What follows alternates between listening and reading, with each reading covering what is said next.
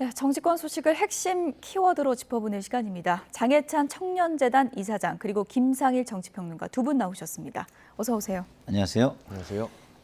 네, 첫 번째 키워드 내용부터 확인해 보겠습니다. 보여주시죠.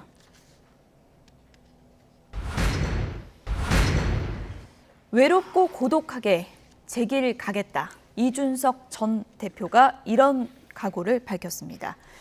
어제는 이준석 전 대표에게 그야말로 운명의 날이었다. 이렇게 표현할 수 있을 것 같은데요. 추가 징계, 당원권 정지 1년으로 결정이 됐는데 예상보다 좀 강한 건가요? 수위가 낮은 건가요? 그러니까 당 안팎에서 예상했던 것보다는 수위가 다소 낮은 징계가 나왔죠. 많은 언론에서는 당원권 정지 3년 내지는 탈당 권고하지 않겠느냐라고 점쳤었는데 그보다 훨씬 낮게 나왔습니다. 이건 아무래도 이 가처분 판결로 인해서 이준석 전 대표의 지위가 법적으로 완전히 상실되었기 때문에 그런 부분을 윤리위가 좀 정무적으로 고려하지 않았나 하는 추측도 해볼 수 있을 것 같고요. 하지만 이 당원권 정지 1년이 추가되면서 이준석 전 대표의 당원 자격이 복구되는 시간도 뒤로 밀려나게 되었습니다. 예. 2024년 1월 초순이 되는데요. 그때 당원 자격이 복귀된다 하더라도 국민의힘 당원 당규에 의하면 이 책임 당원으로서 당비를 몇 개월 이상 납부해야 총선 공천에 도전할 수 있는 자격이 주어집니다. 죄송합니다. 예, 물 네. 드시면서 하시죠. 예. 그래서 이 정상적으로 예. 그 당시에 최고위나 공관위에서 특별 의결을 해주지 않는 한 2024년 1월에 당원 자격이 복구되어도 공천 심사에 응모할 자격 자체가 주어지지 않기 때문에 정치인에게 있어서는 이 공천에 도전 못한다는 것, 총선에 도전 못한다는 것이 가장 큰 굴레 아니겠습니까? 예. 그런 부분이 절묘하게 시기적으로 좀 맞아 떨어지긴 해요. 그래서 1년이라는 징계 수위가 추가 징계 수위가 당초 예상보다는 낮긴 합니다만 이게 이전 대표 측 입장에서 볼 때는 총선 도전 가능성과 연결되어 있는 부분이다. 그리고 지금 또 경찰에서 이 과거의 어떤 성상납 의혹에 대해서는 공소시기간 만료로 불송치 결정을 내렸습니다만 무고나 뭐 이런 부분에 대해서는 수사를 계속 하고 있잖아요.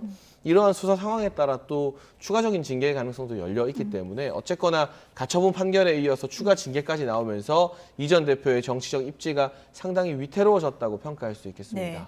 이게 무슨 원님 재판이냐, 내가 뭐 할 말도 못하냐 이렇게 반박을 했던 이준석 전 대표가 막상 추가 징계 결정이 내려지니까 징계 부분에 대해서는 지금 침묵을 이어가고 있거든요. 어떻게 보십니까? 또 본인 입장에서는 굉장히 혼란스러울 예. 거예요. 예측이 많이 빗나갔기 때문에. 그러면 이제 모든 걸 다시 짚어보고 어떻게 해야 될지 하나하나 다 생각해서 이제 앞으로의 발언이나 행동을 해야 할 거거든요. 그래서 예. 제가 볼 때는 정리할 시간이 좀 필요한 거 아닌가 이런 생각이 드는데 지금 윤리위 그 결정에 대해서 우리 장해찬 이사장께서 잘 말씀을 해주셨지만 제가 볼 때는 이게 이준석 대표를 아주 정교하게 봉쇄하겠다라는 의도가 좀 깔려 있는 것 같아요. 왜냐하면 이준석 전 대표가 지금 할 수 있는 게 법적으로 투쟁하는 방법이 있고 정치적으로 투쟁하는 방법이 있는데 적어도 정치적인 투쟁에서는 원천 봉쇄를 좀 하겠다 이런 거 아닌가. 왜냐하면 당내 선거든 당외 선거든 선거를 통해서만 명예가 회복이 될 수 있거든요. 그러면 당내 선거에서도 다 좀 배제를 시키고 그다음에 나중에 길게는 총선에서도 배제를 시킬 수 있는 정도를 네. 생각해서 기간을 설정한 거 아닌가 이런 생각이 듭니다. 그야말로 저희가 이 정부 코너에선 이준석 전 대표 얘기 정말 많이 했잖아요. 그렇죠. 그야말로 당과의 대립에서 질주를 해왔는데 네. 지금 좀 복귀를 해보면 이준석 전 대표 입장에서 좀 아쉬웠던 순간 어떤 부분이라고 보십니까? 저는 뭐 방송사에서 이런 질문이 주어질 때마다 말씀을 드렸죠. 1차에서 승리를 하고 사실상 명예가 회복됐을 때 통 크게 던지는 정치인으로서의 모습. 진짜 법적인 어떤 판단을 구하는 게 아니라 정치로 풀려는 모습을 보였다면 어땠을까. 그랬다면 오히려 지금쯤은 대선 후보 반열에까지도 올라갈 수 있는 그런 상황이 오지 않았을까. 저는 이런 아쉬움을 아주 깊게 가지고 있어요. 그래서 예. 이 지금 정수 판사인가요? 이분도 제가 볼 때는 그 이준석 대표가 정치인의 모습보다는 자꾸 정치를 사법화시키는 이런 거에 대한 부담이 엄청 컸을 것이라고 생각을 예. 합니다. 그것이 어쨌든 가능하면 지금 현재를 안정시키는 쪽으로 논리를 구성하려는 노력을 더 하게 만들지 않았나. 그렇게 보이는 부분이 이제 부진정 소급, 소급입법에 대한 부진정 소급이라는 걸 논리를 가져오고, 그 다음에 그 새로 당원이 개정된 부분은 뭐 소급이 되기 좀 어렵다라고 또 이야기를 하고, 그 다음에 그 이준석 대표가 그 이렇게 가처분을 내는 것이 지금 현재로서 실익이 없다라고 얘기하는 모든 것들이 제가 볼 때는 좀 억지스러워 보이거든요. 억지스러워 보이지만 이 상황을 현실적으로 좀 안정화시키는 방법은 그거다. 그리고 최소한 권성동 원내대표가 좀 당대표의 지위를 받을 수 있을 정도의 선출직의 권위를 가졌다면 권성동 원내대표가 사퇴를 한 상황에선 그게 적어도 사라졌으니 비상 상황으로 규정하기가 좀 더 수월하다 이렇게 생각하지 않았나 싶습니다. 예. 장해찬 이사장님은 이제 당과 이준석 전 대표 갈등 상황에서 또 이준석 또 전 대표와 또 공방을 벌이기도 했었고 여러 가지 이제 심경이 복잡할 것 같은데 사실 이준석 전 대표가 또 대선 성공의 또 주역이기도 하지 않습니까? 이준석 체제가 막을 내리게 된 게 이게 어떤 의미가 있는 거라고 보세요? 대선 성공의 주역은 네. 정권 교체를 간절히 열망한 국민들입니다. 물론 개개인이 다 나름의 역할을 했고 고생도 했고 기여도가 있겠습니다만 예. 이 국민이 당신 때문에 대선 이겼다라고 하지 않는데 나 때문에 대선 이겼다. 그러니까 나에게 대우해달라라고 하는 건 정치인의 올바른 자세가 아니다라는 점을 좀 짚고 넘어가고 싶고요. 예. 어쨌거나 많은 기대 끝에 탄생했던 이준석 체제였습니다만 대선과 지선 이후에 여러 가지 불미스러운 논란들이 계속 불거지면서 또 기어코 법적인 절차까지 밟게 되면서 이제 완전히 역사 속으로 사라지게 되었습니다. 예. 여기서 저는 국민의힘이라는 정당에게 매우 중요한 과제들이 주어졌다고 생각하는데요. 첫 번째는 윤석열 정부 성공을 위해서 안정적으로 당을 운영하면서 국감이나 정기국회 예산안 심사에서 민생을 챙기는 여당다운 여당의 모습을 보여주는 겁니다. 예. 이 부분은 이제 소위 말하는 이준석 리스크가 제거된 지금 조금 잘할 가능성이 높아요. 예. 그래도 이 정치 경력이 오래된 중진들이 당을 이끌면서 국감이나 정기국회 예산안 심사를 무난하고 안정적으로 이끌 가능성이 높아졌다고 보여집니다. 다만 두 번째 과제가 조금 더 수행하기 어려운 과제일 수 있는데요.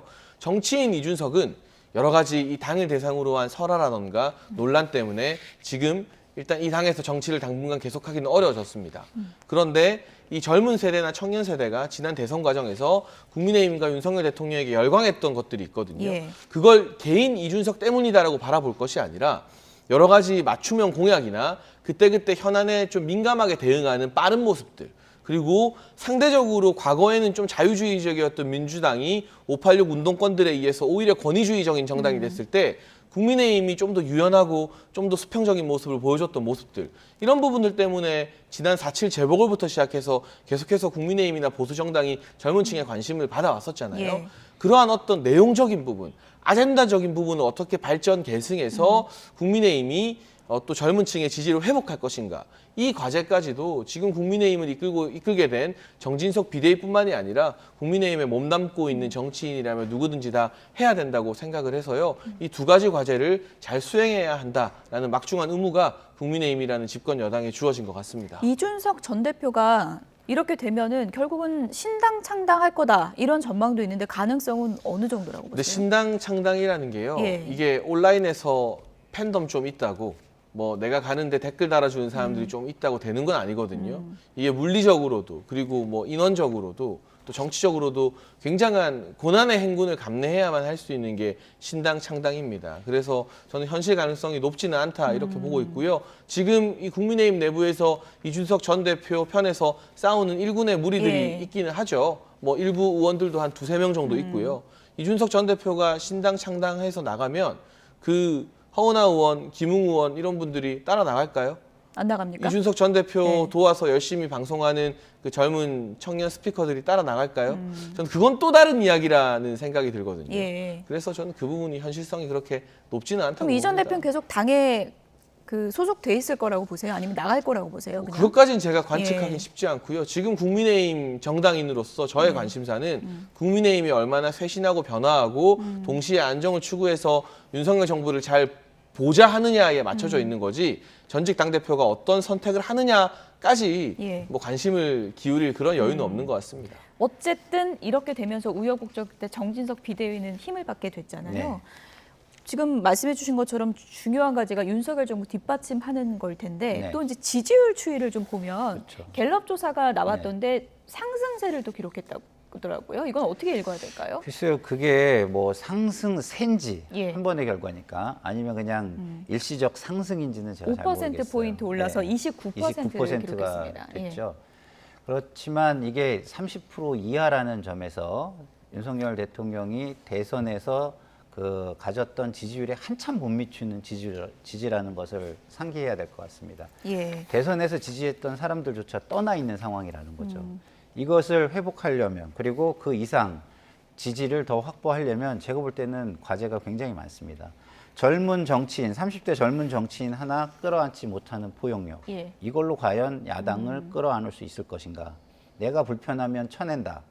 이런 식의 어떤 힘의 정치, 현실주의 정치죠, 이게. 파워 팔러틱스라고 하는 거기에 매몰되는 이런 현상, 이런 걸 가지고 과연 지지율을 더 끌어올릴 수 예. 있을까? 이건 고민해야 될 부분인 것 같고요. 우리나라 정치가 인물 중심 정치의 특성을 가지고 있습니다. 그래서 이준석이라는 인물이 가지고 있는 것이 그냥 일정 팬덤 위에 섰다라고 얘기하기는 좀 어려워요. 예. 왜냐하면 탄핵의 강을 건너야 하는 정당에서 과감하게 그걸 외치고 나와서 전대, 전국선거, 당의 전국선거에서 당선된 정치인이거든요. 예. 그렇기 때문에 그냥 단순한 팬덤이다 이렇게 얘기는 좀 하긴 어렵고요. 예. 어쨌든 세대 교체와 변화를 상징하는 인물로서 그 정치인으로서 상징성이 있고 그리고 지금의 현재 제도 그리고 현 여권의 지지율이 신당 창당의 가능성은 충분히 확보하고 있다라고 저는 보여집니다. 제가 조금 전에 언급드린 한국갤럽 여론조사 잠시 언급을 해드리면요. 지난 4일부터 사흘 동안 전국 만 18세 이상 1,002명에게 물은 결과고요. 윤 대통령이 직무 수행을 잘하고 있다는 응답이 29%, 지난주와 비교를 해보면 5%포인트가 올랐습니다. 뭐 여러 가지 분석이 가능하겠지만 뭐 북한이 미사일 도발을 이어가고 있는 점이 보수층을 결집한 게 아니냐 이런 시각도 있는 것 같고요. 어떻게 보세요? 그리고 사실 이 결과가 나오기 전 2주 연속으로 윤석열 대통령 지지율이 갤럽에서 하락을 했는데요. 보수층이 바라봤을 때 지금 윤석열 정부가 미진한 부분도 있고 보완해야 될 부분도 있지만 지금 상황에서 이렇게까지 저평가 받을 일인가라는 심리도 저는 보수층 결집에 작동을 했던 것 같고 말씀하신 것처럼 이 안보 위기나 국가적 위기 상황이 대두되게 되면 그래도 정부를 조금 신뢰해주고 예. 정부에게 한번 힘을 실어보자라는 국민적 정서가 발동하게 되어 있습니다. 지난 이제 코로나 국면에서 사실 2019년 연말, 2020년 초에 코로나가 매우 극심했을 때도 문재인 정부가 잘못한 것도 많았지만 그래도 우리 국민들이 일단 정부를 한번 믿어주자는 쪽으로 여론이 선회했었거든요. 지금은 코로나는 어느 정도 이 세계적인 수준에서 미루어 봤을 때 뭐 진정 국면이라 할까요? 적응 국면이라 할까요? 그렇게 평가할 수 있겠습니다만 북한이 연일 뭐 열흘 중에 5번 미사일을 쏘고 우리가 대응하니까 거기에 또 맞대응하고 뭐 실질 전력도 안 되는 북한의 낡은 전투기들까지 굳이 뛰어가면서 이렇게 도발을 감행해오고 있는 계절 아니겠습니까? 그런 만큼 이 안보 위기에 대해서만큼은 강력한 한미동맹을 기반으로 원칙 있는 대응해주길 바란다라는 어떤 주문이 이번 갤럽 평가 5% 상승의 또 주요한 원인 중 하나였던 것 같습니다. 상승세인지 아니면 일시적 반등인지 이건 좀 지켜봐야 될 그쵸. 것 같고요.